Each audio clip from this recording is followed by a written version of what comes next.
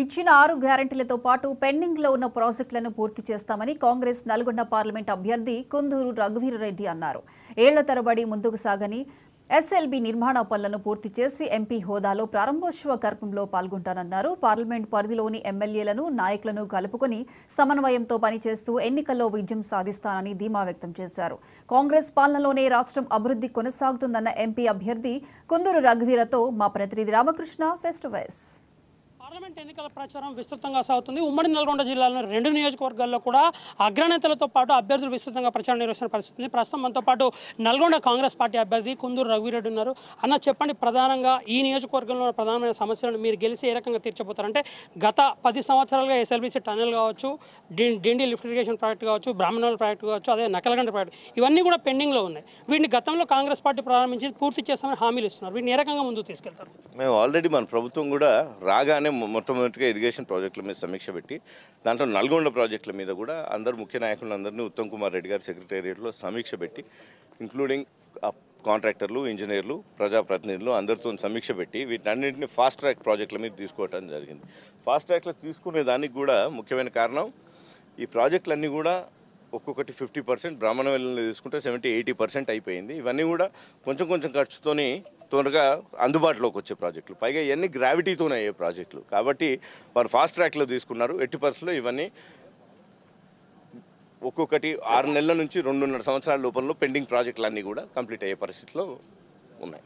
ప్రధానంగా మీరు చెప్పండి, కాంగ్రెస్ పార్టీ ఇచ్చిన హామీలు ఏవైతే ఉన్నాయో 100 రోజుల్లో అమలు చేస్తామని చెప్పారు. కేవలం ఆర్టీసీ ఉచిత బస్సు ప్రయాణం తప్ప మిగతా వేటిని కూడా ఈ రోజు వరకు అమలు చేయలేని ప్రధానమైనటువంటి ఆరోపణలు ప్రతిపక్ష పార్టీలు చేస్తుంది. దీని ఏ రకంగా చూడండి? ప్రతిపక్షాలు ఉంది ఆరోపణలు చేసేదానికోసమే మేము బస్ పథకాన్ని అమలు చేసినాం, ఇండ్ల మంజూరుని కూడా మేము జీవోదారు చేసినాం. ఇవన్నీ కూడా వాళ్ళు 10 ఏళ్లలో 10 ఇళ్ళు కూడా కట్టని పరిస్థితి రాష్ట్రంలో ఉంది. మీకు తెలుసు, మేము వచ్చి 3 సంవత్సరాలు అయింది, 3 నెలలు అయింది. 3 నెలల కాలంలో ఒక ఫస్ట్ నెల అన్ని సమీక్షలు చేసుకొని వీళ్ళు చిందరవందర ఆర్థిక పరిస్థితి, ఒక డిపార్ట్మెంట్కి పొంతలు లేకుండా ఇష్టం వచ్చిన చేసిన పరిస్థితిని సరిపెట్టడానికే మాకు 45 రోజులు పట్టింది. ఆ 40 రోజుల్లో ఒక్కొక్కటి సరి చేసుకుంటూ మేము వస్తున్నాం. ఇళ్ల పథకాన్ని కూడా మంజూరు చేసేయటం జరిగింది. ఇది అయిపోగానే దాన్ని కాగానే ఇది చేసేస్తాం. పైగా మహాలక్ష్మి పథకం ముఖ్యంగా సమీక్ష చేసి దాని మీద అదొకటే ఇంకా పెండింగ్లో ఉంది. గ్యాస్ పథకం మొదలైపోయింది. కాబట్టి ప్రతిపక్షాలన్న తర్వాత ఆరోపణలు కామన్. ఏం చేసాం, ఏం చేయలేదు అనేది ప్రజలకు తెలుసు. ప్రజలు వేరే చేసుకుని వాళ్ళు పట్టిస్తారు. ఫైనల్ చెప్పండి, ఎస్ఎల్బీసీ టన్నెల్ విషయంలో ఒక అసంబద్ధమైనటువంటి నిర్ణయం, టన్నెల్కి సంబంధించి సొరంగం తవ్వడానికి ఏర్పాటు చేసిన మిషన్ ఏదైతుందో అది పూర్తిగా ప్రపంచంలో ఎక్కడ కూడా సక్సెస్ అయిన పరిస్థితి లేదు. అట్లాంటి మిషన్ తీసుకురావడం వల్లనే బీఆర్ఎస్ గవర్నమెంట్లో మేము దాన్ని సక్సెస్గా పూర్తి చేయలేకపోయినాం. ఇది కాంగ్రెస్ పార్టీ ఫెయిల్యూర్ అని కూడా బీఆర్ఎస్ నేతలు ప్రధానంగా అటు కేసీఆర్ కావచ్చు, ఇటు కేటీఆర్ కానీ చెప్తుండే పరిస్థితి. దీన్ని ఎట్లా చూడాలి? చెప్పారా, ఇది అతిపెద్ద జోక్ యాక్చువల్లీ. టనల్ బోరింగ్ మిషన్తోని టనల్స్తోని ప్రాజెక్టు ఇది కాలేదా అంటే ఇది వాళ్ళ నిదర్శనం. ఇన్రాళ్ళు చేయలేదు కాబట్టి దానికి ఏదో ఇదే టనల్ బోరింగ్ మిషన్ ఈరోజు మొదలైంది, ఈరోజు పని నడుస్తుంది. మీరు చూడండి, మీకు చెప్తున్నా, ఇందాక కూడా చెప్పిన 19 నెలల కాలం ఈజ్ ద టైం. ఆ టైంకి ప్రాజెక్ట్ కంప్లీట్ అయిపోతుంది. టనల్ బోరింగ్ మిషన్ అనేది విరివిగా ప్రతి ఒక్క ప్రాజెక్టులో, ప్రతి ఒక్క కొండ ప్రాంతాల్లో వాడుతుంటే అది ఒక ఫెయిల్డ్ ఇది అని చెప్పడం దీనికంటే హాస్యాస్పదం ఇంకోటి లేదు. జస్ట్ వాళ్ళు ఫైనాన్షియల్లీ డబ్బులు కేటాయించకపోవడం వల్ల ఈ 10 ఏళ్ళలో అయిపోయింది.